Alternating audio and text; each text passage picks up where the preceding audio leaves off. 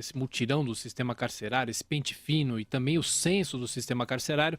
Está conosco aqui no Jornal da Manhã o presidente da Associação dos Juízes Federais, presidente da AJUF, Roberto Veloso. Presidente, bom dia. Muito obrigado pela atenção.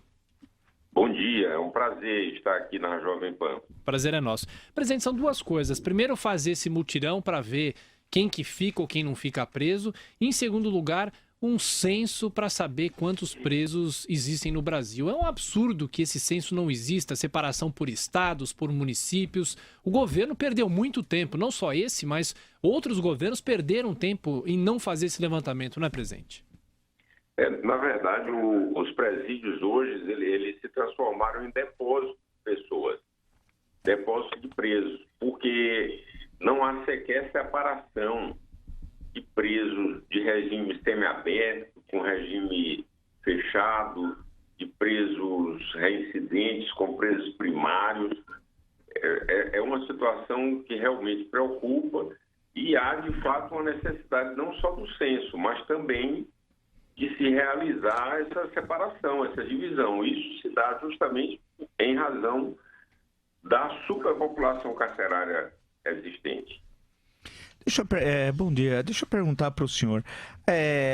O ministro da Justiça, Alexandre de Moraes, em entrevista aqui ao Jornal da Manhã, disse a semana anterior que cerca de 40% dos que estão presos hoje no sistema prisional brasileiro não deveriam estar presos, tal. Bem, algo gravíssimo, tal. É considerado quase como uma coisa normal dizer isso. Em outros países seria um escândalo.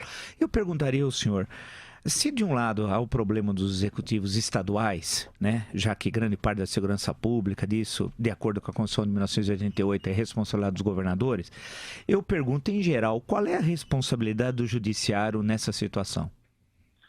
Não, na verdade, os presos, quando são condenados definitivamente, o judiciário eles pede uma carta de guia, que é uma guia de recolhimento, que nós chamamos.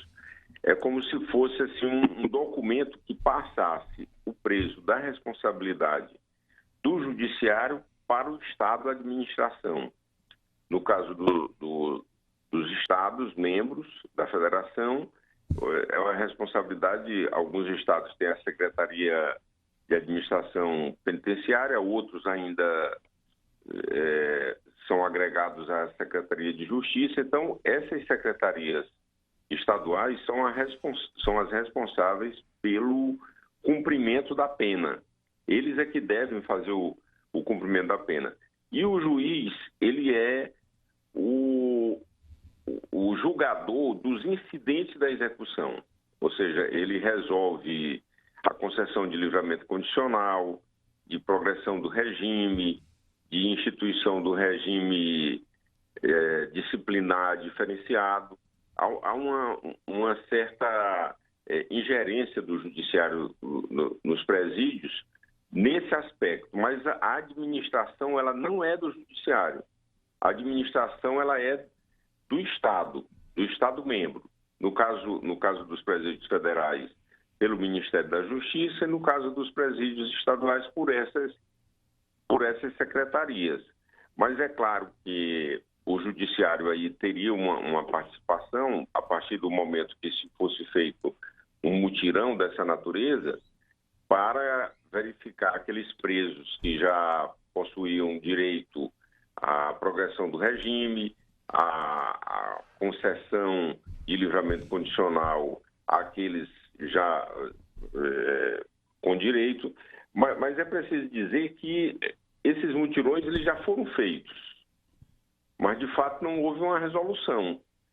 E ele pode ser uma medida novamente paliativa, mas o problema é muito mais complexo, porque nós temos, além desse déficit de mais de 200 mil vagas, nós temos ainda 300 mil mandados de prisão a serem cumpridos. Então, não tem onde botar essas pessoas. Existem, só para nós termos uma ideia, o próprio Conselho Nacional de Justiça fez uma pesquisa e verificou que apenas 8% dos homicídios no Brasil são levados a julgamento. Nós temos cerca de 50 mil homicídios anuais E isso é um número assim absurdo, porque na guerra do Iraque, que durou 10 anos, 100 mil pessoas foram mortas. Presidente. No Brasil, sem nós estarmos em guerra declarada, em apenas 2 anos morrem a quantidade de pessoas que demorou 10 anos para morrer numa guerra. Uma última pergunta, presidente Roberto Veloso. O senhor defende a federalização dos presídios. Como é que seria esse processo? Como é que esse processo pode ser feito? Não, na verdade, o que eu defendo é a utilização do modelo.